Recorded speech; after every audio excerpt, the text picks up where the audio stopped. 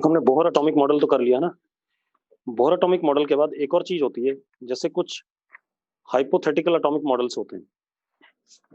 Hypothetical atomic models का मतलब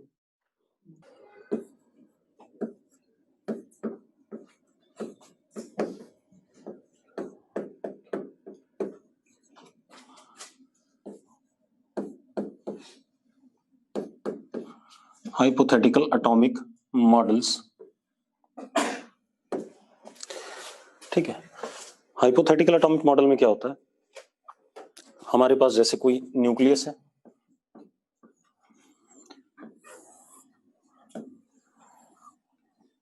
इसके अराउंड कोई इलेक्ट्रॉन घूम रहा है, ठीक है। यहां भी concept of stationary orbits valid होता है, मतलब कुछ ही जगह होती है जहां पर इलेक्ट्रॉन क्या कर सकता है, घूम सकता है। तो लिखो जरा, concept of stationary orbits is valid. मान लो nth ऑर्बिट में है तो क्या होगा, m/m/v/n/r/n is equal to nh/2 पाई। तो एक इक्वेशन तो क्या आ जाएगी,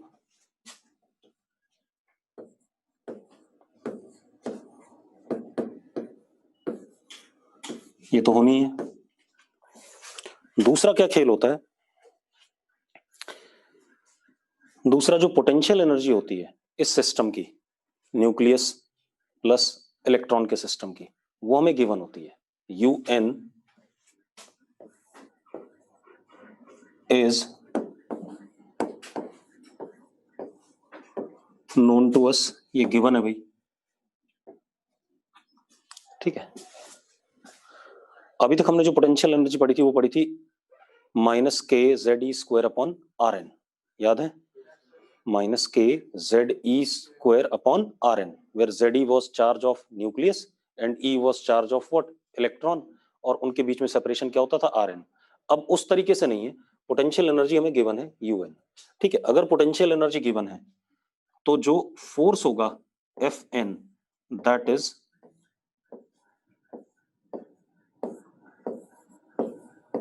वर्क पर एनर्जी में आपने पढ़ा होगा, हाँ या ना, ठीक है। इतनी बात, ये आ गया। अब ये जो फोर्स है, this will provide centripetal acceleration to electron, ठीक है।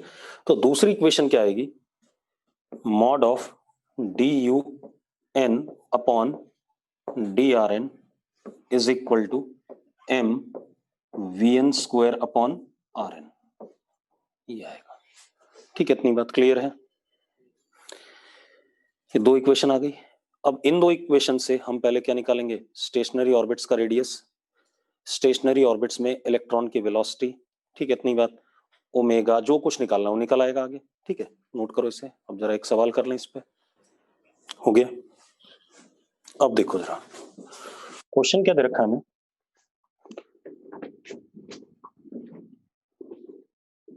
कोई हाइड्रोजन एटम है, लिखो हाइड्रोजन एटम नहीं, any atom whose potential energy is given as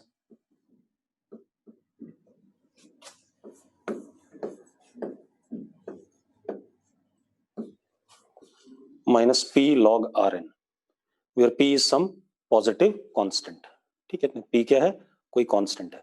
ये अगर मैं नेगेटिव साइन हटा दूं तो p कोई भी कांस्टेंट हो सकता है, नेगेटिव या पॉजिटिव, अपने आप आ जाएगा, ठीक है। इतनी बात, तो p कांस्टेंट है, पॉजिटिव कांस्टेंट, ये रहा, ये पोटेंशियल एनर्जी गिवन है। आपको क्या बताना है, nth स्टेट में टोटल एनर्जी,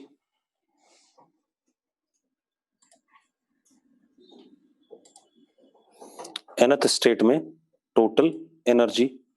अब क्या कहानी है, हमें क्या बताना है, energy of system in nth state, ठीक है। इतनी बात। अब सबसे पहले हम क्या निकालेंगे, Fn निकालेंगे।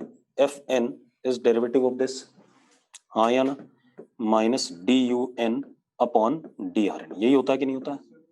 तो Fn कितना आ गया अपने पास, P/Rn, आ गया कि नहीं आ गया, आ गया भाई। Derivative of log is what 1/r. This is equal to what m vn square upon rn. यही पढ़ा कि नहीं पढ़ा हमने? अरे पढ़ा है भी यार, सेंट्रीपिटल एक्सेलरेशन प्रोवाइड करेगा तो m vn square is equal to what p. ये आगे कि नहीं आगे? आ गया. एक और इक्वेशन, स्टेशनरी ऑर्बिट का कंसेप्ट तो वैलिड है ही. m vn rn is equal to n h upon 2 pi. Yes और नो? vn की वैल्यू डाल देते हैं, under root p by m डाल सकते हैं. तो क्या हो गया? m under root p by m into what rn is equal to what n h upon 2 pi. Yes और नो? डाल सकते हैं ऐसा. अब खेल खत्म बेटा. rn आ गया हमारे पास. rn कितना आ गया? h upon 2 pi under root pm into what n. आ गया? हो गया? ठीक है. एक मजेदार बात देखो, यहाँ रेडियस जो आया स्टेशनरी ऑर्बिट का वो क्वांटाइज है, क्योंकि ये आगे की चीज इसके सामने क्या है? कांस्टेंट है. h फिक्स है, p फिक्स है, m फिक्स है. हाँ या ना? तो कई बार ऐसा मॉडल दे दे और एक ऑप्शन में लिख दे कि radius of stationery orbit is quantized, तो ये भी क्या हो गया? ट्रू हो गया. ठीक है, चलो रेडियस आ गया. अब वेलोसिटी हमें पता ही है कितनी है, vn. vn हमें पता ही चल गया, अंडर रूट क्या कहते हैं p बाय m. अब मुझे एनर्जी की बात करनी है. एनर्जी की अगर बात करनी है तो kinetic energy plus potential energy. ठीक है, तो काइनेटिक एनर्जी हमारे पास है p बाय 2. लिखिए भी भाई, kinetic energy is what? p by 2. kn is p by 2. एक मजेदार बात देखो, काइनेटिक एनर्जी हर ऑर्बिट में कांस्टेंट है. हर ऑर्बिट में क्या है? कांस्टेंट. n की वैल्यू पे डिपेंड नहीं कर रहा. ये भी ऑप्शन में आ सकता था, तो मल्टीपल चॉइस में ऐसे ही बनते हैं भाई. ठीक है, इतनी बात. अब इसके बाद हम पोटेंशियल एनर्जी की बात करें. पोटेंशियल एनर्जी ये रही हमारे पास, हाँ या ना? तो potential energy un can be written as minus p log rn की वैल्यू डाल देते हैं. डाल दें rn की वैल्यू. कितने आ गया? n h upon 2 pi under root pm. Total energy nth orbit में क्या हो जाएगा? इन दोनों का सम हो जाएगा कि नहीं हो जाएगा? p by 2 minus p log nh upon 2 pi under root pm. ये आ गया अपने पास. आगे कि नहीं आ गया? ठीक है, तो कुछ इस टाइप के भी हमें एटम मिलते हैं कभी कभार. ठीक है, इतनी बात जो एग्जाम में मिल जाएंगे आपको. अब हो गया. अगली कहानी देखें. अगला लिखो आप.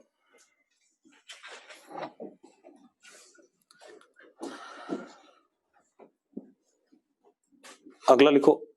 हमने बोहर एटॉमिक मॉडल में क्या देखा था? एक मिनट सुनो. लिखो, हेडिंग डालो, इफेक्ट ऑफ, हाँ जुबिन आर क्वांटाइज था इस केस में. ठीक है, अब लिखो effect of mass of nucleus on Bohr's atomic model. On Bohr's atomic model. ठीक है, effect of mass of nucleus on Bohr's atomic model. पहले इसको करने से पहले आप समझ लो क्या कहानी चल रही थी. आपके पास क्या होता था अगर H एटम की बात करें, तो एक प्रोटॉन और उससे Rn दूरी पर एक इलेक्ट्रॉन, ऐसे ही था, इसके अराउंड रिवॉल्व करता था. अगर इसका मास 1 है तो इसका मास होता था 1800 कितना टाइम्स? Proton 37 times. इतना टाइम्स होता था कि नहीं होता था? हाँ या ना? अब एक लिख रहा है 1827. 1827 या 1837? ये सही है शायद, ज्यादा लोग यही कह रहे हैं. ठीक है, अब एक बात बताओ, ये मास इसके कंपैरिजन में काफी ज्यादा है, तो अगर मैं सेंटर ऑफ मास खोजना चाहूं इस सिस्टम का, तो किसके ऊपर पड़ जाएगा? इसी के ऊपर पड़ जाएगा, यहीं पर आ जाएगा. हाँ या ना? अब या और कोई एटम ले लो, मान लो हमने He प्लस ले लिया. He प्लस ले लिया तो He प्लस में ये और ये इलेक्ट्रॉन। अब इसका मास और ज्यादा हो गया कि नहीं हो गया? इसका मास और ज्यादा हो गया तो सेंटर ऑफ मास यहीं पर कहीं पर पड़ गया। क्लियर है? Li+2 ले लिया, ठीक है, या जो भी ले लिया, बेरिलियम+3 ले लिया, तो सेंटर ऑफ मास किसके ऊपर आ जाता था? न्यूक्लियस के ऊपर। तो लिखो इन Bohr's atomic model,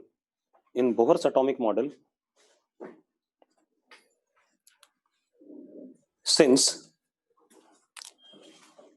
we only consider single electron species की जगह एटम लिखो, ज्यादा अच्छा है।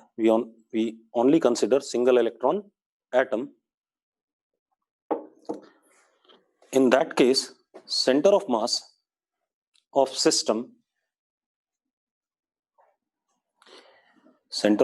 system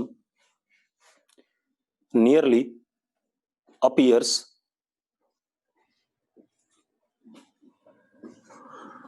on nucleus. किसके ऊपर आ गया? न्यूक्लियस के ऊपर आ गया।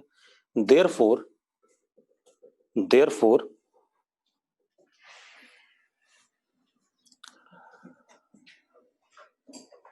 nucleus is assumed to be at stationary. Nucleus is assumed to be stationary. Therefore nucleus is assumed to be stationary. Bohr atomic model में हम ये मान के चलते थे कि न्यूक्लियस मोशन में नहीं है। इलेक्ट्रॉन न्यूक्लियस के अराउंड क्या कर रहा है? गोल चक्कर काट रहा है, यही माना था हमने। ठीक है, इतनी बात। न्यूक्लियस रेस्ट पे, ये हमारा बेसिक पर्पस था। मैंने क्या कहा भाई, अगर सेंटर ऑफ मास इसी पॉइंट के ऊपर आ गया तो हमें क्या अपीयर करेगा कि ये एक सर्कल में चल रहा है। ठीक है, इतनी बात। और न्यूक्लियस अपने सेंटर पे क्या है? सेंटर ऑफ मास के अबाउट क्या है? रेस्ट पे है। लेकिन अब जब हम एटम पढ़ेंगे, ठीक है, तो वहां पर न्यूक्लियस का मास और इलेक्ट्रॉन का मास क्या होगा? कंपेरेबल होगा। कंपेरेबल होगा तो सेंटर ऑफ मास कहीं यहां आ जाएगा बीच में। सेंटर ऑफ मास जब यहां आ जाएगा बीच में तो खेल क्या हो जाएगा? खराब हो जाएगा। तब ये भी घूम रहा होगा अबाउट सेंटर ऑफ मास और ये भी घूम रहा होगा अबाउट सेंटर ऑफ मास। ये कहानी चलने वाली है। तो अभी तक हमने क्या माना हुआ था कि न्यूक्लियस हमारा क्या होता है? रेस्ट पे होता है। ठीक है, इलेक्ट्रॉन न्यूक्लियस का राउंड क्या करता है? घूमता है। और वो इस वजह से क्योंकि न्यूक्लियस बहुत भारी होता था। तो हम ये कह देते थे कि भाई, अब देखो भाई, तो क्या कहानी आ गई? अभी तक हम मानते थे कि न्यूक्लियस रेस्ट पे है, इलेक्ट्रॉन उसके राउंड घूम रहा है। तो लिखो जरा, now motion of nucleus will be also taken into account.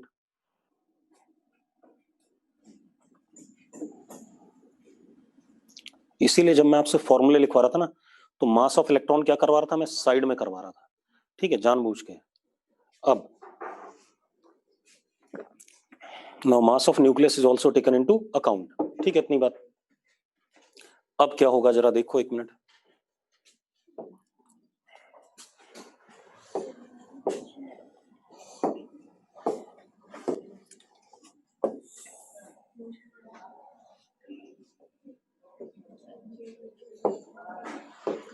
मान लो हमारे पास यहां पर न्यूक्लियस है, उसका मास m(n), ठीक है।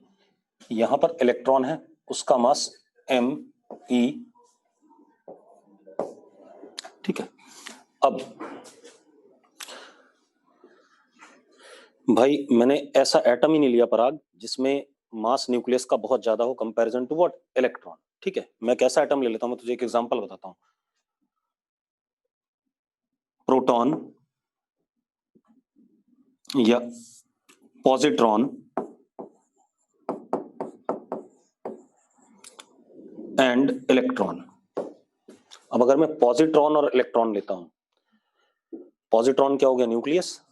ठीक है, इसका चार्ज होता है E+ प्रोटॉन के बराबर।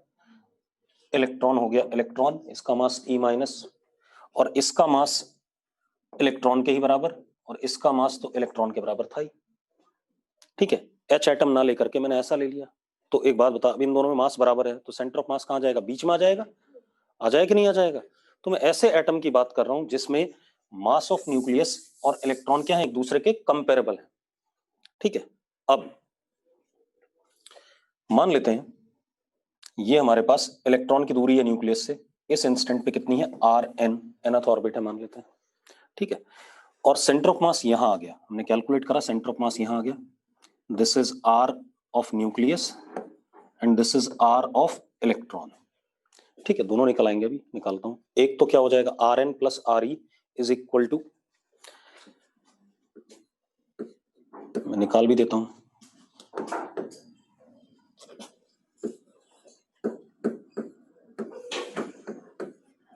एक इक्वेशन ये, दूसरी इक्वेशन ये होती थी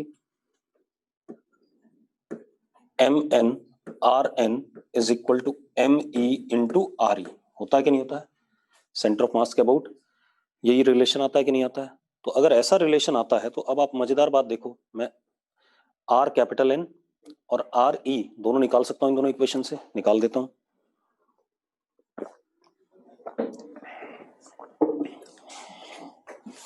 आर एन आ जाएगा हमारे पास कितना, M E R N upon M E plus N N M N आ जाएगा, और आर ई आ जाएगा एम एन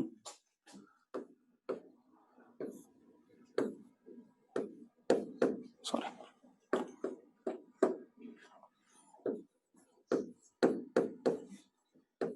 आगे कि नहीं आ गया, निकाल दी मैंने। अब होगा क्या, सेंटर ऑफ मास के अबाउट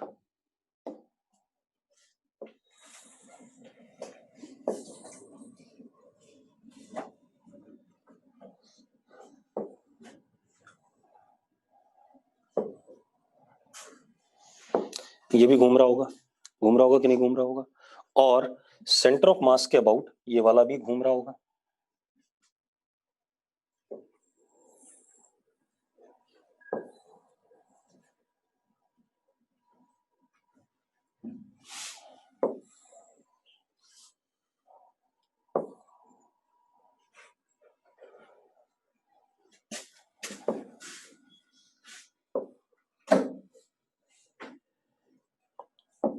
ऐसा कुछ दोनों घूम रहे हैं, ठीक है, इतनी बात। इलेक्ट्रॉन घूम रहा है सेंटर ऑफ मास के अबाउट कितने रेडियस पे, आर ई पे, और न्यूक्लियस घूम रहा है कितने पे, आर एन पे। ठीक है, अब अगर आप अगले मोमेंट में देखते हो, दोनों सेंटर ऑफ मास के अबाउट घूम रहे हैं, तो सेंटर ऑफ मास किस पे, रेस्ट पे। तो अगले मोमेंट पे अगर आप देखोगे थोड़े टाइम बाद, तो ये दोनों एक दूसरे के हमेशा क्या पाए जाएंगे, अपोजिट पाए जाएंगे। ठीक है, इतनी बात। मतलब यहां पर कौन आ गया, यहां पे आ गया एम एन, और यहां पर कौन आ गया, एम ई। मतलब दोनों की एंगुलर वेलोसिटी क्या होगी, सेम होगी। वैसे आपने सेंटर ऑफ मास वाला चैप्टर तो पढ़ा होगा ना 11th क्लास में। अगर आप ऐसा डुअल सिस्टम लेते हैं मासेस का, तो दोनों की एंगुलर वेलोसिटी क्या आती है, सेम आती है। तो अगर टाइम टी में एंगुलर वेलोसिटी अगर ओमेगा एन है, तो ये एंगल हो गया ओमेगा एन इंटू टी, तो ये भी कितना हो गया, omega N into T. Yes और नो, क्लियर है भाई? अब मुझे क्या बताना है, सबसे पहले तो मुझे आर एन बताना है, रेडियस ऑफ एनथ ऑर्बिट। इस केस में इलेक्ट्रॉन की वेलोसिटी एनथ ऑर्बिट में। अच्छा, अगर इलेक्ट्रॉन की वेलोसिटी देखूं यहां पर, अगर मैं वी एन की बात करूं,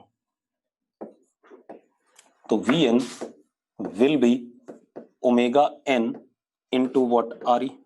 होगा कि नहीं होगा, अरे यस और नो? और मैं अगर न्यूक्लियस की वेलोसिटी की बात करूं, तो क्या होगा, omega N into what, R, R N. होगा कि नहीं होगा? अब इन सबको मुझे सॉल्व करना है, ठीक है, इतनी बात। अगेन यहां पर भी स्टेशनरी ऑर्बिट्स तो बनी रहे हैं, तो कंजर्वेशन ऑफ एंगुलर मोमेंटम या क्वांटाइजेशन ऑफ एंगुलर मोमेंटम वाली कहानी वैलिड रहेगी। अब क्वांटाइजेशन ऑफ एंगुलर मोमेंटम देखो, एक मिनट, इस एक्सिस के अबाउट आईसीएम मैं कराऊंगा नहीं, आपको सिर्फ रिजल्ट्स बताऊंगा, क्योंकि आप एग्जाम में कर भी नहीं पाओगे। आईसीएम इंटू ओमेगा एन, क्योंकि ओमेगा दोनों का सेम है, is equal to N H upon 2 pi. एक रिलेशन ये होगा, होगा कि नहीं होगा? दूसरा आईसीएम कितना, M N R capital N का square plus M E into R E का स्क्वायर, फिर आर एन और आर ई की वैल्यू इनके टर्म में डाल देंगे, एक इक्वेशन वो आ जाएगा। दूसरा आएगा के जेड ई स्क्वायर, मान लो इसका चार्ज कितना है, जेड ई है, अपॉन आर एन का स्क्वायर इज इक्वल टू इसका मोशन कितना M omega M E omega N square into what R N. ये आ जाए कि नहीं आ जाएगा? एम ओमेगा स्क्वायर आर नहीं आर एन नहीं R E R E R E R E ये आ जाए कि नहीं आ जाएगा? हाँ या ना, क्योंकि यही इसको क्या प्रोड्यूस कर रहा है? सेंट्रिपिटल एक्सेलेरेशन दे रहा है। इन दोनों को जब सॉल्व करेंगे तो हमें क्या मिलेंगे? रिजल्ट्स मिल जाएंगे। ठीक है, इतनी बात। इन्हीं दोनों को सॉल्व करके पहले भी रिजल्ट निकाले थे हमने। अब बस क्या रिजल्ट्स आएंगे वो ध्यान सुनो। हम सबसे पहले एक चीज निकाल लेते हैं, mu. Mu is M E M N upon M E plus M N. This is reduced mass. क्या कहलाता है? Reduced mass. ध्यान सुनना, आपको याद रखना पड़ेगा, ज्यादा बेटर है क्योंकि अगर आप सॉल्व करोगे तो दो इक्वेशन है, कंजर्वेशन ऑफ एक क्वांटाइजेशन एंगुलर मोमेंटम और एक क्या फोर्स वाली, दोनों को सॉल्व करके सारी चीज निकलेंगी। तो मैं अब बता देता हूं आपको। सबसे पहले आप मुझे बताओ, जो आपने रेडियस निकाला था nth बोहर ऑर्बिट का, उसका पूरा वाला बड़ा वाला फॉर्मूला बताना जरा। उसको मैं आर नॉट एन कह रहा हूं, H square by 4 pi square K E square into N square upon mass of electron into Z. ऐसा था कुछ? हाँ या ना? इसका जो nth ऑर्बिट आएगा उसमें इस मास की जगह क्या आ जाएगा? म्यू आ जाएगा, बस, बाकी कुछ नहीं आएगा। ठीक है, इतनी बात। क्या आ जाए? इसीलिए मास को क्या कर रहा था? अलग कर रहा था। ठीक है, तो हम डाल देते हैं इस वाले का।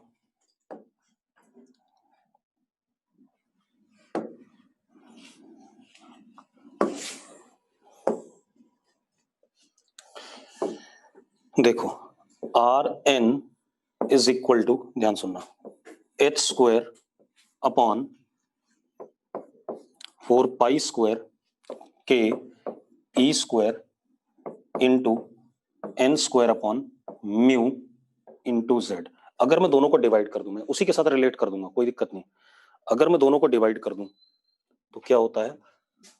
आर एन अपॉन जो एच एटम का था, एच लाइक एटम का। ठीक है, इतनी बात। इन दोनों को डिवाइड करा बेटा हमने, तो जरा देखो क्या रिजल्ट आ रहा हमारे पास। अच्छा, एक चीज का ध्यान रखना, मैंने charge Bhupendra R not N है जो एच लाइक एटम का nth ऑर्बिट का रेडियस था। वही तो है फॉर्मूला, वही तो लिखा है हमने। R not N is what? Radius of nth orbit of H like atom, या बोहर एटॉमिक मॉडल से जो आया था। क्लियर है? अब अगर मैं दोनों को डिवाइड करता हूं तो जरा देखो क्या आ रहा हमारे पास, एम ई अपॉन म्यू। आ रहा है कि नहीं आ रहा है? हाँ या ना? तो हमारे पास क्या आ गया? R N is equal to R not N mass of electron upon mu. आ गया कि नहीं आ गया? आ गया भाई? क्लियर है? अब सिंपल है, हमें पता होगा। मान लो अगर वो कहता है ग्राउंड स्टेट का रेडियस बता दो इस वाले एटम का, तो क्या हो जाएगा? ग्राउंड स्टेट का कितना होता था? 0.529 mass of electron upon reduced mass. आ जाएगा कि नहीं आ जाएगा? ठीक है, अब अभी हम सवाल करेंगे तब आपको ज्यादा क्लियर हो जाएगा। इसके बाद velocity V N, V not N बता पहले। वी नॉट एन जरा फॉर्मूला बोलना जरा। हाँ पूरा बताना याद। मैंने ये कहा था मास देख लेना, बस उसका ध्यान रखना, बाकी मैंने नहीं कहा था बाकी ध्यान रखो। इसमें मास आता ही नहीं है, देख ले, इसमें नहीं आता, मैंने बोला भी था उस वक्त। ठीक है, इसमें मास नहीं आता तो ऑब्वियस सी बात है सेम रिजल्ट रहेगा। तो क्या आएगा? V N is equal to what? V not N. ये आ गया, कोई फर्क नहीं पड़ा। क्लियर है?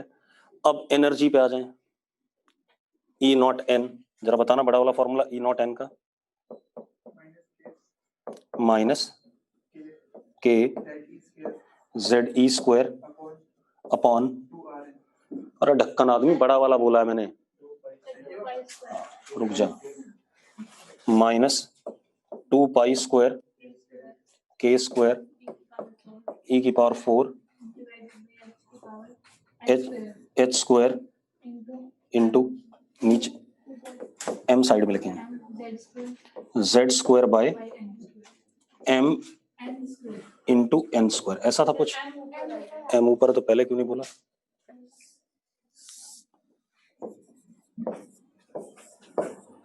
ये आ गया।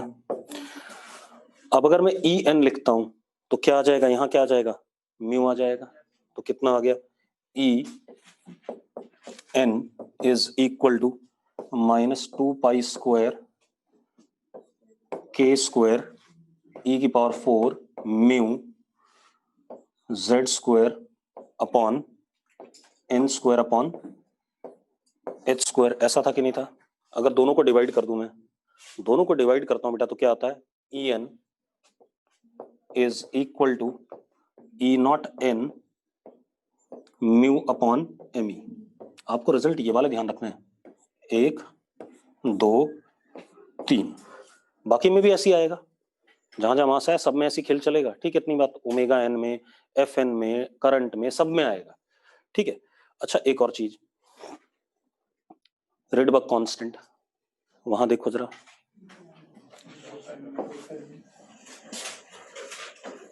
जरा रेडबर्ग कांस्टेंट की बात करना, बताना जरा रेडबर्ग कांस्टेंट।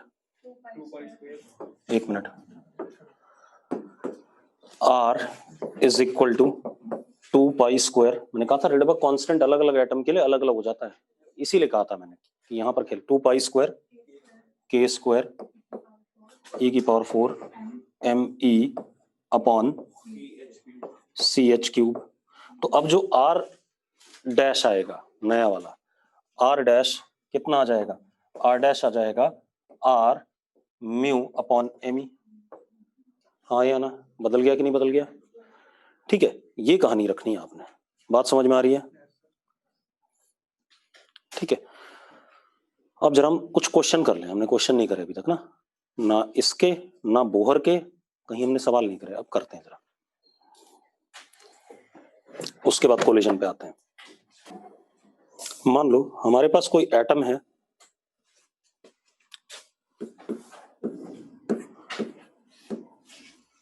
रजनीश और डॉनकल, ठीक है, कहाँ है, मर गया? अच्छा ठीक है। अब क्या कहानी भाई, रजनीश का चार्ज है प्लस ई, मास है 15 M E, 15 times mass of electron,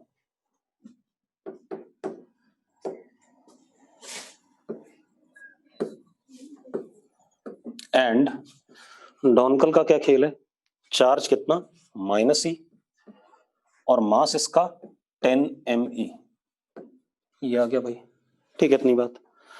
अब एक बात बताओ, न्यूक्लियस और इलेक्ट्रॉन का मास क्या कंपैरेबल है या नहीं है? ठीक है, इतनी बात। तो इसका मतलब इस केस में न्यूक्लियस भी क्या होगा, मोशन में होगा। अब हमसे क्या पूछ रहा है, radius of first Bohr orbit of this atom, simple है, ठीक है। Rydberg constant of this atom पिछले वाले के कंपैरिजन में, ठीक है, इतनी बात। Ionisation energy of this atom, बहुत ही आसान हो गया, हमें अगर रिजल्ट पता है, अगर हम निकालने बैठ गए तो आपको फिर बहुत डिराइव करना पड़ेगा। आपने एल एन को पहले I C M into omega C M is equal to N H upon 2 pi, उसके बाद फिर फोर्स वाली इक्वेशन निकालते रहोगे तो आपको रिजल्ट मिलने में बड़ी दिक्कत आएगी। तो उससे अच्छा हम पुराने वाले एटम के साथ क्या कर लें, कंपेयर कर लें। तो हमारे पास क्या था, R not N is equal to कितना था, R N M E upon mu, ऐसा ही था, जरा चेक करो, यही था ना, ठीक है। अब म्यू कितना, म्यू देखो, कोई बात नहीं, एक ही बात है, इधर लिख लिया उधर लिख लिया, R N is equal to R not N M E upon mu, यही था ना बस, और तो कुछ नहीं है। तो जरा देखो म्यू कितना आ गया, 6 me, कितना आया, 6 me आया कि नहीं आया? अरे यार 150 me स्क्वायर अपॉन 25 me, ये आ गया कि नहीं आ गया? हो गया भाई। R N is equal to R not N ठीक है, इतनी बात, अपॉन 6। आ गया कि नहीं आ गया? अब आप अगर ग्राउंड स्टेट का निकालना चाहते हो तो R0n को क्या लिख दो, 0.529। ठीक है, फर्स्ट का निकालना चाहते हो तो 2 से मल्टीप्लाई, सेकंड का निकालना चाहते हो 2 से मल्टीप्लाई, 4 से मल्टीप्लाई कर देना, n स्क्वायर होता है, हाँ या ना, हो जाएगा। थर्ड का निकालना चाहते हो तो किससे, 9 से 9/6 हो जाएगा, कोई दिक्कत नहीं। अब अगली चीज क्या बोली उसने, रिडबर्ग कांस्टेंट, तो R डैश क्या था, R म्यू अपॉन me, तो भैया क्या हो गया, 6 टाइम्स हो गया। ठीक है, E n is equal to E not n mu upon me, अरे यही है कि नहीं है, तो E n is equal to कितना, E not n into what, 6 times. आ रहा है कि नहीं आ रहा है, हाँ या ना, तो 13.6 इंटू 6 कितना होता है, अरे आयनेशन एनर्जी 13.6 इंटू 6, 81.6 जो भी आ जाएगा। क्लियर, इतनी बात कर लोगे। एक और करते हैं, अब एक थोड़ा सा बढ़िया सवाल जिसमें आपको ये भी पता चलेगा कि स्लेटर रूल कैसे आया। ठीक है, आप लोग पढ़ते हो ना स्लेटर रूल, स्लेटर रूल पढ़ा है ना केमिस्ट्री में, स्क्रीनिंग कांस्टेंट। ठीक है, उसी की बात कर रहे हैं। देखो, हालांकि केमिस्ट्री में तो हम सब चीजें रटते रहते हैं कि पहले शेल से इलेक्ट्रॉन निकाला तो कंट्रीब्यूशन 1 है, फिर अगले वाले से निकाला तो 0.34, फिर 0.8 समथिंग, कुछ इस टाइप से बवाल सा वो रटा हुआ है, लेकिन वैसा नहीं है। देखो बढ़िया सवाल लेते हैं, देखो 1 मिनट। हमारे पास क्या है, एक हीलियम एटम है भाई, क्या है, हीलियम एटम। मैंने ये नहीं बोला He+, मैंने क्या बोला है, हीलियम एटम। ठीक है, तो लिखो helium atom and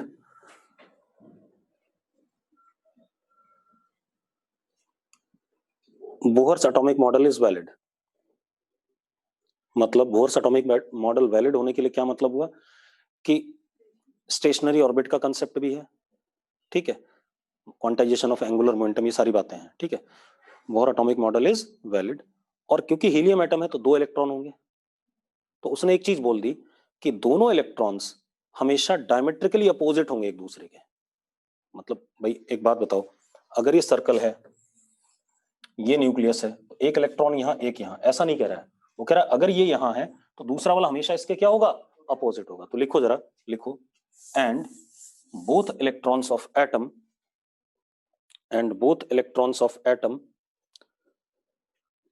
are always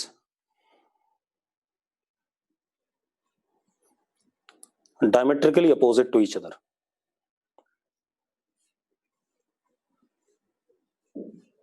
ठीक है, अब एक चीज और दे रहा है, if ground state radius of H atom is A0,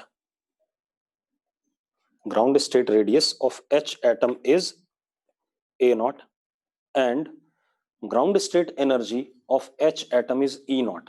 मतलब 13.6 को उसने E0 बोल दिया और 0.529 को क्या बोल दिया, A0 बोल दिया। ठीक है, इतनी बात क्लियर है भाई।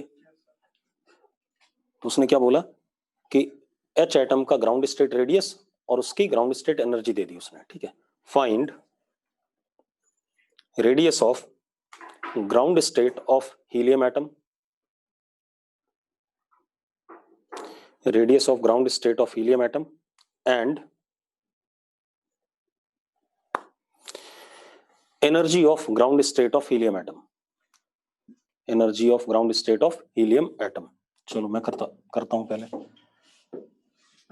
एक चीज और लिख लो, ionization energy of helium atom, ionization energy of helium atom.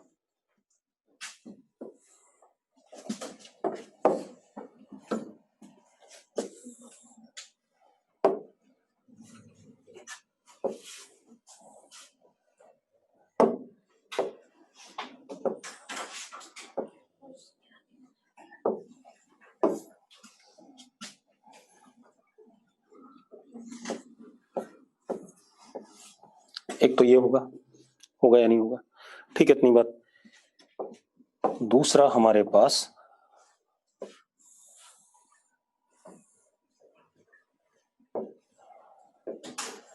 एक इलेक्ट्रॉन अगर यहां है तो एक इलेक्ट्रॉन यहां है, दे रखा है, हाँ या ना। अब आपने क्या बताना है, ग्राउंड स्टेट रेडियस बताना है, ठीक है, इस एटम का, और ग्राउंड स्टेट एनर्जी बतानी है इस एटम की, और आयनेशन एनर्जी बतानी है। करना चाहोगे या मैं करूं? किसके टर्म से बताना है? रेडियस ए नॉट के टर्म में होना चाहिए, एनर्जी ई नॉट के टर्म में होनी चाहिए, आयनेशन एनर्जी भी ई नॉट के टर्म में होनी चाहिए। चलो शुरू हो जाओ।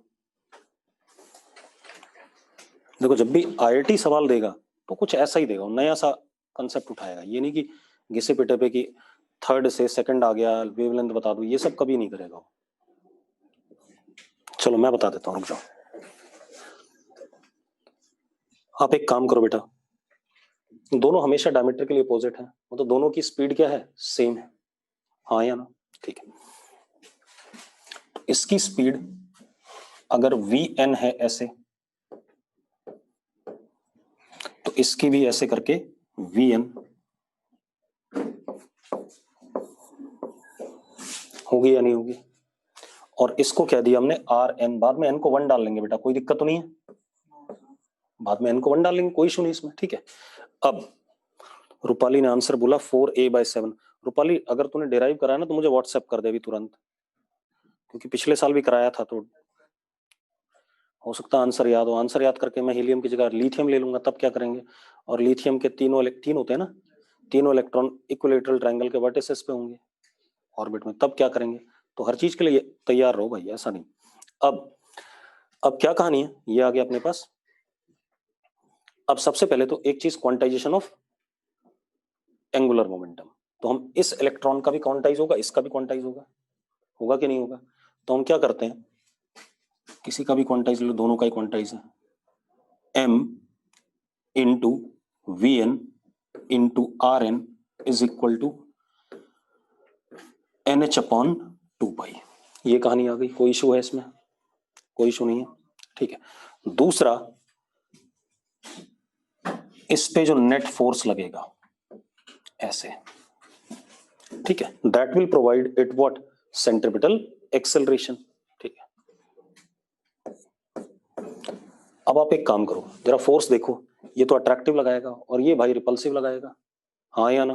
क्योंकि ये भी तो है, ठीक है। तो अट्रैक्टिव कितना हो गया, K 2e² upon RN² minus repulsive K e² upon 4RN² is equal to M VN² upon RN। ये बनेगा कि नहीं बनेगा, हाँ या ना? ठीक है। अब जरा देखो क्या आ गया, K 8 इंटू 2 कितना, 2 इंटू 4 कितना, 8 7 है ना, 7 KE² upon 4RN² is equal to M VN² upon RN। अगर आपसे कोई पूछे ना इफेक्टिव न्यूक्लियर चार्ज इस केस में, तो दैट इज 7e/4। कितना हो गया, 7e/4 पॉजिटिव वाला। यही तो नेट न्यूक्लियस का मतलब, यही नेट चार्ज हुआ जो इसके ऊपर फोर्स लगा रहा है, अगर मैं इसको इफेक्टिव न्यूक्लियर में कन्वर्ट करूं, ठीक है। इतनी बात, आप ऐसे देखो 2e plus minus e plus by 4, ये आ रहा है कि नहीं आ रहा है इस केस में? मतलब इस केस में स्लेटर रूल के हिसाब से कंट्रीब्यूशन कितना है, मतलब जो माइनस हो रहा है वो कितना हो रहा है, e/4 माइनस हो रहा है। अरे 1/4 ही तो माइनस हो रहा है, ई नहीं माइनस हो रहा, कितना हो रहा है, 1/4, क्योंकि डिस्टेंसेस कुछ इस तरीके से आ गए, वो एटम के ऊपर डिपेंड करता है, ठीक है। इतनी बात। हम क्या करते हैं जब केमिस्ट्री पढ़ते हैं, तो हम कहते हैं कि अगर हमने, ये हमारे पास न्यूक्लियस है, इसका चार्ज Ze+ है और इसमें 2 इलेक्ट्रॉन है कहीं भी, इसको अगर हम निकाल रहे हैं, ठीक है। इतनी बात। तो इसके ऊपर जो चार्ज लगता है वो, भाई बाहर वाले तो कंट्रीब्यूट करते नहीं इलेक्ट्रिक फील्ड में, ठीक है। इतनी बात। तो जो चार्ज लगता है कितना, Z-1 ले लेते हैं, मतलब ये पॉजिटिव और ये क्या, नेगेटिव, तो कितना लेते हैं, Z-1। लेकिन यहां पर क्या हो रहा है, कितना आ रहा है, ये अपने आप ही माइनस है यार, माइनस E+ लिखने की जरूरत नहीं, 2e पॉजिटिव वाला माइनस E/4 क्योंकि नेगेटिव है, ठीक है। इतनी बात क्लियर है। अब यहां पर इस केस में कितना क्या चार्ज आ रहा है, Z-1 का, Z का पॉजिटिव और एक का क्या नेगेटिव, तो टोटल कितना चार्ज इस पे फोर्स लगा रहा है Z-1। ठीक है, स्लेटर रूल में हम ये कर देते हैं। हम आगे जाते हैं तो यहाँ पर 8 लोग होते हैं अगले शेल में, कितने लोग होते हैं 8। अगर मैं यहां से उठा रहा हूं तो हम इसका भी कंट्रीब्यूशन लेते हैं दोनों का, और ये जो 7 है इनका भी लेते हैं, लेते कि नहीं लेते हैं, तो उस तरीके से स्लेटर रूल बनता है। ठीक है, इतनी बात। अब हम वहां पर रट लेते हैं, अगर हम प्रॉपरली बनाए तो बड़ा मुश्किल काम है। ठीक है, कैसे आप कंट्रीब्यूशन करोगे। ठीक है, इतनी बात। अब वो किसी बंदे ने बनाया था स्लेटर ने, उसी को हम रटे जा रहे हैं। ठीक है, अलग अलग एटम के लिए अलग अलग कहानी बनती है। अब ये आ गया। अब अगर हम इसको देखें ध्यान से, ये इससे कट गया भाई। अब आप एक काम करो, ऊपर से Vn की वैल्यू डाल दो। किसकी वैल्यू, Vn की। इस वाले में तो you will get what, Rn। ठीक है, इतनी बात। कितना आ गया जरा देखो, Vn की वैल्यू डालो,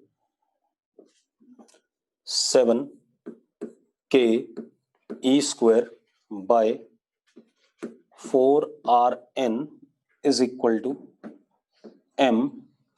Vn is n² h² upon 4π²। ठीक है, इतनी बात। Rn का स्क्वायर और m², ये हो गया। एक Rn से ये Rn कट जाता है, तो Rn comes out to be, नहीं काट रहा हूं मैं, चुपचाप बैठे रहे, 4/7। ठीक है, इतनी बात, h² upon 4π² k E² m, और ऊपर कितना n²। अगर आप इस रिजल्ट को देखो, ये nth orbit of h atom है या नहीं है। अरे यार, ये formula nth orbit of h atom आया था कि नहीं आया था। z की वैल्यू 1 डाल दो, देखो जरा उसमें यही आ रहा है कि नहीं आ रहा है, चेक करो। ठीक है, इतनी बात। तो Rn is equal to 4/7 times R not n, h atom का आ गया कि नहीं आ गया। तो अगर हम ग्राउंड स्टेट का A0 दे रखा है, तो इसके ग्राउंड स्टेट का क्या हो जाएगा, 4/7 A0। आ जाएगा कि नहीं आ जाएगा। तो आंसर क्या आ गया, 4/7 A0 हो गया भाई। अब हमें एनर्जी की बात करनी है। ठीक है, इतनी बात।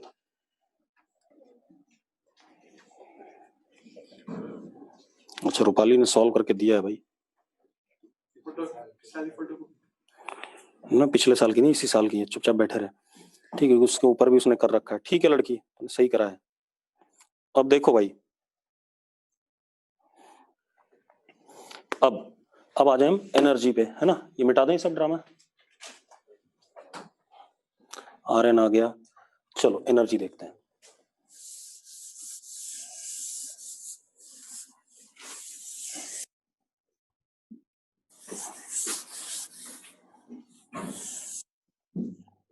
कितना आया था, 7k² upon 4Rn is equal to m Vn²। ऐसे आया था कुछ, देखना जरा, ये आया था ना। ठीक है, अब हमें एनर्जी की बात करनी है। ठीक है, अब H एटम की एनर्जी देखो कितनी होती थी। अगर मैं E0 देखूं, सीधे वही निकाल लेते हैं। E0 वॉज -ke² अपॉन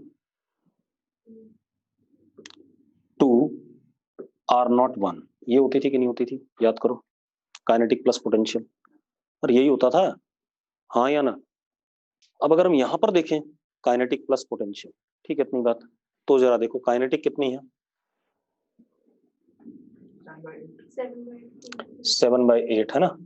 ठीक है, और ground state energy of H atom, 2 electron है, एक थोड़ी है, कितने हैं, 2 हैं। तो काइनेटिक एनर्जी कितनी होगी, 7/4। ठीक है, इतनी बात। पोटेंशियल एनर्जी फिर पूरी निकालते हैं, तो क्या हो गया, काइनेटिक एनर्जी ग्राउंड स्टेट की कितनी आ गई, 7/4 ke²/Rn, ये आ गया। ठीक है, 2 है ना, हाफ हाफ करोगे दोनों का मिल जाएगा। अब हम पोटेंशियल एनर्जी की बात करें बेटा, पोटेंशियल एनर्जी की बात करते हैं, तो जरा देखो, U इज इक्वल टू इसकी और इसकी इसके साथ, भैया आप ऐसे देखो ना, पहले ये था बाद में इन दोनों की। ठीक है, इतनी बात। तो कितना हो गया,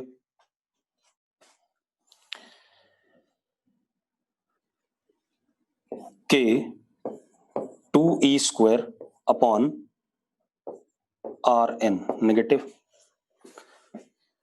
इसके साथ आ गई कि नहीं आ गई, और इसका क्या डबल, क्योंकि इसके साथ भी है।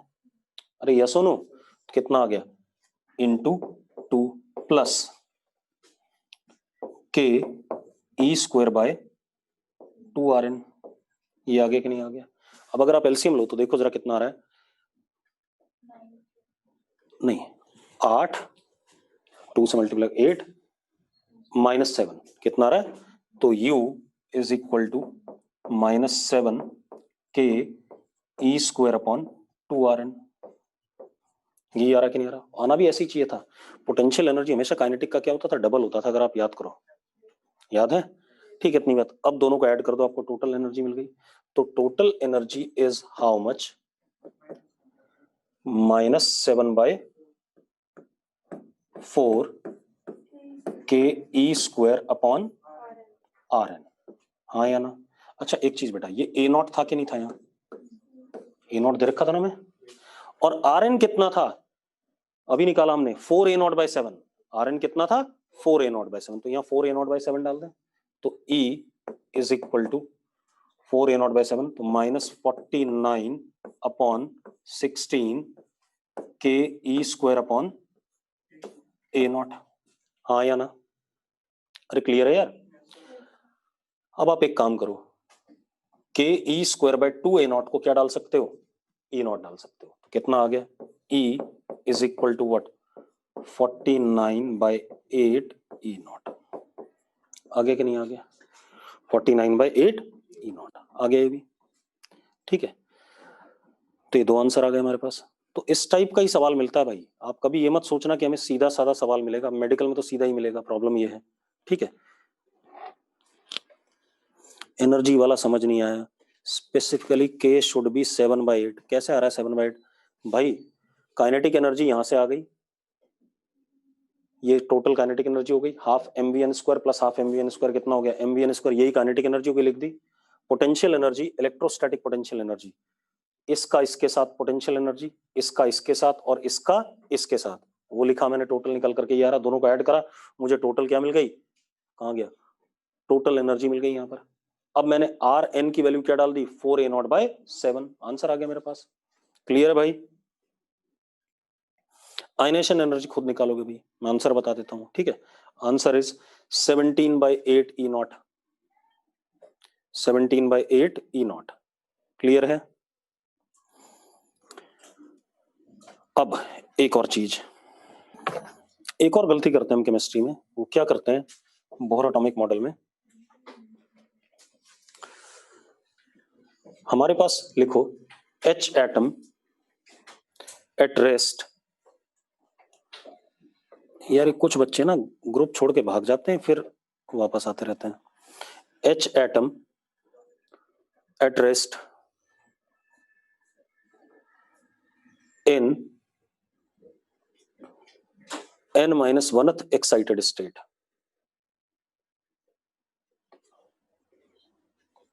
एक H एटम था, रेस्ट पे पड़ा हुआ है, लेकिन एक्साइटेड स्टेट में है, मतलब उसका इलेक्ट्रॉन कहां पर nth लेवल पे है, n-1 बोल रहा हूं मैं, क्योंकि सेकंड वाले को हम फर्स्ट एक्साइटेड बोलते हैं, थर्ड वाले को सेकंड एक्साइटेड बोलते हैं, ठीक है, मतलब कहां पर है, nth लेवल में। अब होगा क्या, वो इलेक्ट्रॉन कहां आना चाहेगा, ग्राउंड स्टेट में, ठीक है। लिखो लिखो H atom instantaneously comes to its ground state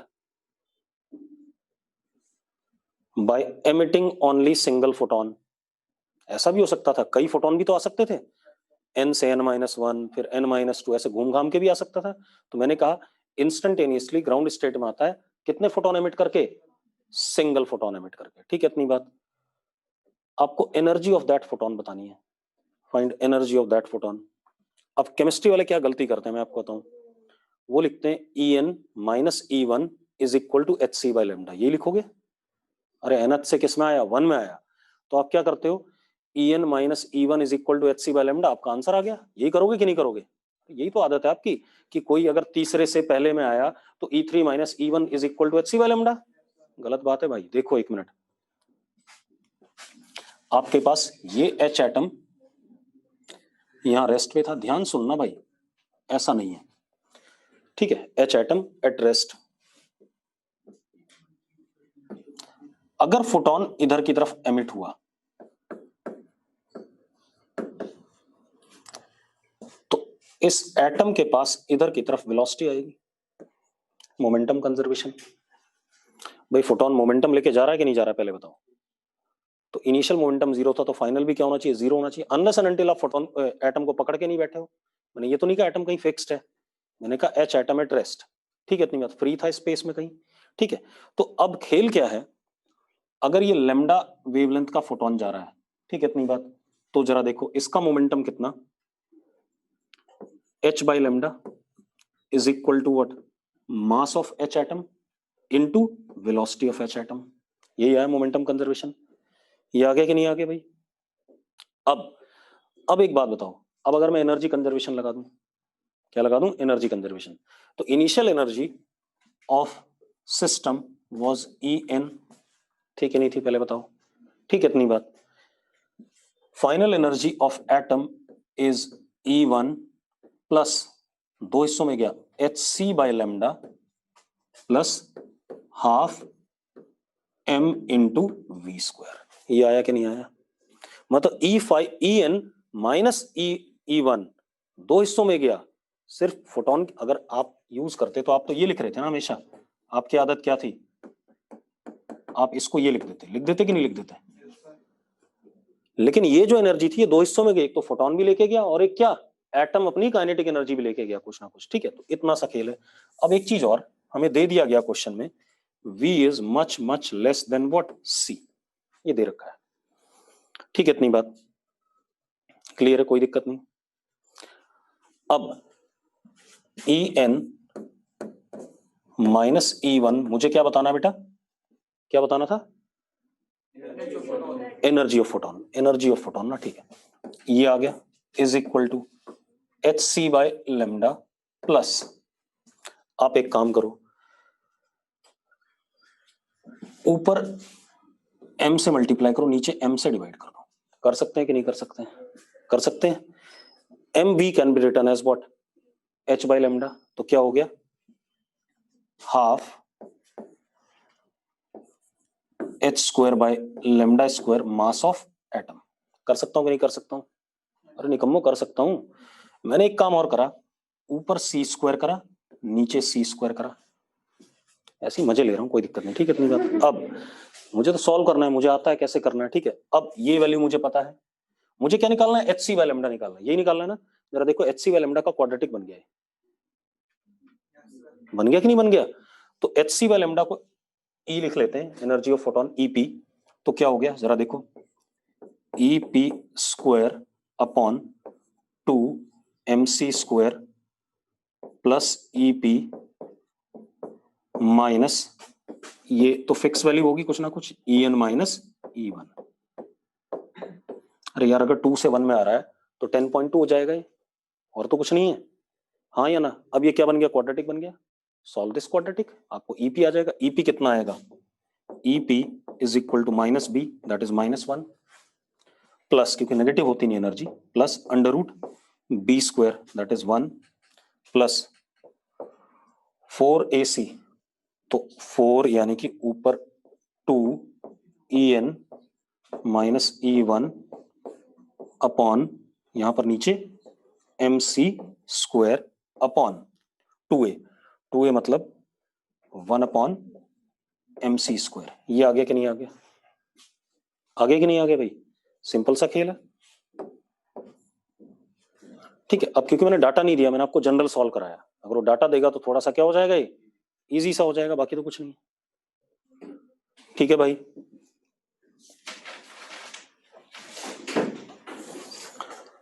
तो हम गलती करते हैं भाई, हम केमिस्ट्री में हर चीज गलत पढ़ रहे होते हैं, वो पता नहीं क्यों पढ़ रहे होते हैं, ये नहीं समझ में आज तक। हो गया,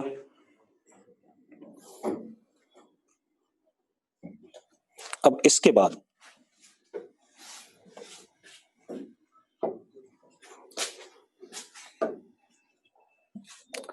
अब आते हैं मेन काम पे, ठीक है, इतनी बात।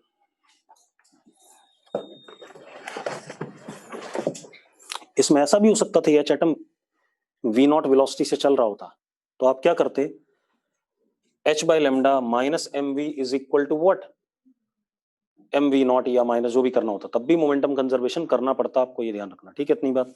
तो ये कभी मत सोचना कि फिजिक्स में ऐसा नहीं हो, पता सवाल आप में मेडिकल में कैसा आएगा, आप में इतना नहीं करवाएगा, आपसे पता क्या बोलेगा, सुनते जाओ। वो कहेगा कि एच एटम रेस्ट पे है और पांचवें से एक में फोटोन आया, पांचवें से एक में फोटोन आया, ठीक है इतनी बात। और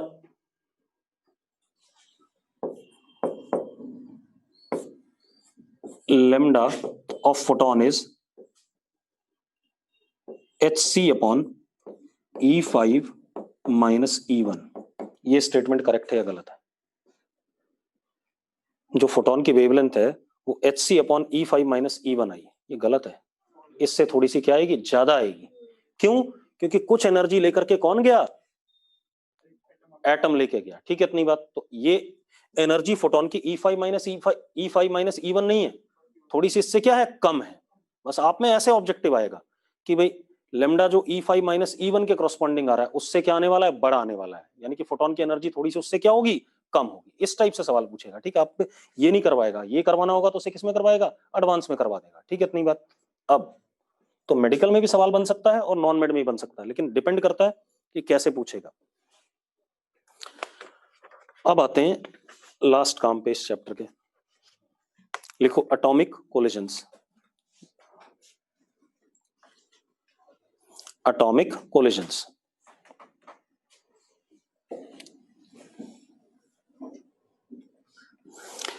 अब एटॉमिक कोलिजन्स का मतलब क्या है, हमारे पास कोई फ्री एटम है, ठीक है, क्या है, फ्री एटम, ठीक है, एटम इज फ्री, ठीक है, एटम फ्री है और उससे कोई दूसरा एटम टकरा जाए, ये हो सकता है, या न्यूट्रॉन आके टकरा जाए, या प्रोटॉन आकर के टकरा जाए, या क्या कहते हैं अल्फा पार्टिकल आके टकरा जाए, या क्या कहते हैं इलेक्ट्रॉन आके टकरा जाए, ठीक है। मतलब हम क्या पढ़ने, लिखो जरा, लिखो, we are going to study collision of atoms with each other or collision of atoms with subatomic particles और collision of atoms with subatomic particles, ठीक है इतनी बात। अब ध्यान सुनो भाई, खेल क्या है, हमने अभी तक देखा कि H एटम हमारे पास, मान लो H एटम ग्राउंड स्टेट में है, किसमें है, ग्राउंड स्टेट में। अब अगर H एटम के ऊपर फोटोन आया 10.2 इलेक्ट्रॉन वाले का, कितने का, 10.2 इलेक्ट्रॉन वोल्ट का, तो वो क्या करेगा, इलेक्ट्रॉन ग्राउंड स्टेट से किस में चला जाएगा, फर्स्ट एक्साइटेड में चला जाएगा, ठीक है। 13.6 वाला आया तो आयनाइज कर देगा, हाँ या ना, ठीक है। तो अगर फोटोन आता है डिफरेंस ऑफ एनर्जी लेवल के बराबर वाला, तो एटम एक्साइट हो जाता है या आयनाइज हो जाता है, ये कहानी है, ठीक है। अब यहां पर हम क्या करना चाहते हैं, जैसे एक H एटम के साथ न्यूट्रॉन कोलाइड कर गया, ठीक है, तो हो सकता है उस न्यूट्रॉन और H एटम के कोलिजन के दौरान एनर्जी का जो लॉस हुआ हो, कि कोलिजन के दौरान एनर्जी का क्या होता है, लॉस होता है, वो लॉस H एटम लेकर के अपनी एक्साइटेड स्टेट में चला जाए। यही तो था, एक्स्ट्रा एनर्जी मिल रही थी जो फोटोन की, वो H एटम ने लेकर के क्या करा, एक्साइट हो गया, यही हुआ ना। बस वहां पर एक लिमिटेशन थी कि भैया स्टेशनरी ऑर्बिट्स में ही जाना है, तो फोटोन की एनर्जी किसके बराबर होनी चाहिए, डिफरेंस ऑफ एनर्जी लेवल्स के। क्लियर इतनी बात। अब यहां पर मैं कह रहा हूं कि एक H एटम था, उसके साथ कोई न्यूट्रॉन टकरा गया, न्यूट्रॉन टकरा गया तो एनर्जी का तो लॉस है ही, हो सकता है लॉस, हो सकता है ना भी हो लॉस, नहीं होगा लॉस तो कुछ नहीं हो सकता, कोई दिक्कत नहीं। लेकिन अगर एनर्जी का लॉस हुआ, काइनेटिक एनर्जी का, तो वो लॉस किस खाते में जाएगा, कहां जाएगा, हीट के फॉर्म में जाएगा, या क्या कहते हैं क्रिस्टल लैटिस। मतलब एक बात बताओ, आप नॉर्मल जो कोलिजन पढ़ते हो, दो गाड़ियां टकराई तो गाड़ियों में टूट फूट हो जाती है, ठीक है इतनी बात। मतलब जो लॉस ऑफ काइनेटिक एनर्जी हुआ वो गाड़ियों की पोटेंशियल एनर्जी में स्टोर हो गया, उनमें जो टूट फूट हुई, ये कहानी आ गई, स्ट्रक्चर बदल गया उनका। दूसरा, कुछ साउंड एनर्जी में लूज कर जाते हैं हम, कुछ हीट एनर्जी में लूज कर जाते हैं, कुछ लाइट एनर्जी में लूज कर जाते हैं, ठीक है, ये सारी कहानी है। लेकिन यहां पर जब हम एटम्स का कोलिजन देखेंगे और स्ट्रक्चर में भी चेंज हुआ था गाड़ियों के टकराने पे, एक बात बताओ, H एटम इतना छोटा है और जो टकराने वाला न्यूट्रॉन है वो भी बहुत छोटा है, क्या उनके स्ट्रक्चर में कोई चेंज होगा? कोई चेंज नहीं होगा। मतलब जो काइनेटिक एनर्जी का लॉस यहां पर होगा, अगर होगा तो, मैं ये नहीं कह रहा हूं 100% हमेशा होगा, कई बार कोलिजन परफेक्टली इलास्टिक भी हो जाएगा, लॉस ही नहीं होगा, ठीक है। तो अगर लॉस होता है, ठीक है, इतनी बात, तो वो एच एटम के स्ट्रक्चर को बदलने में या न्यूट्रॉन के स्ट्रक्चर को बदलने में नहीं जाएगा, ठीक है, इतनी बात। साउंड में भी नहीं जाएगा, ठीक है, इतनी बात। हीट में भी नहीं जाएगा, क्योंकि हीट में जाने के लिए, जो हीट में क्यों जाता है, जब गाड़ियां टकराती हैं तो उनके एटम्स और मॉलिक्यूल्स क्या हो जाएंगे? कंप्रेस हो जाएंगे, कंप्रेस हो जाएंगे, या उनका वाइब्रेशन क्या करेगा? चेंज करेगा, तो उस तरीके से हीट में जाता है। तो वो सारी बातें यहां पर क्या हो जाती हैं? खत्म हो जाती हैं। तो यहां पर अगर लॉस होगा तो सारा का सारा किस में जाएगा? अगर होगा तो एच एटम को किस में? एक्साइट करने में जाएगा, ठीक है, इतनी बात। या जिस भी एटम को हम कोलिजन से क्या कर रहे हैं? एक्साइट कर रहे हैं, ठीक है, इतनी बात। तो लिखो जरा, लिखो ओवर हियर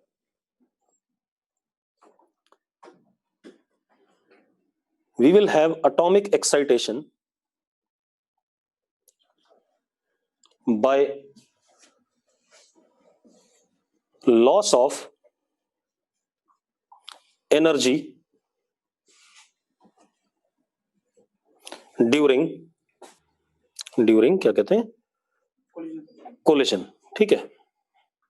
चलो इसको कल करो, क्योंकि खत्म नहीं होगा, ठीक है, ये हमें 2 लेक्चर चाहिए इसके लिए, ठीक, कल देखते हैं।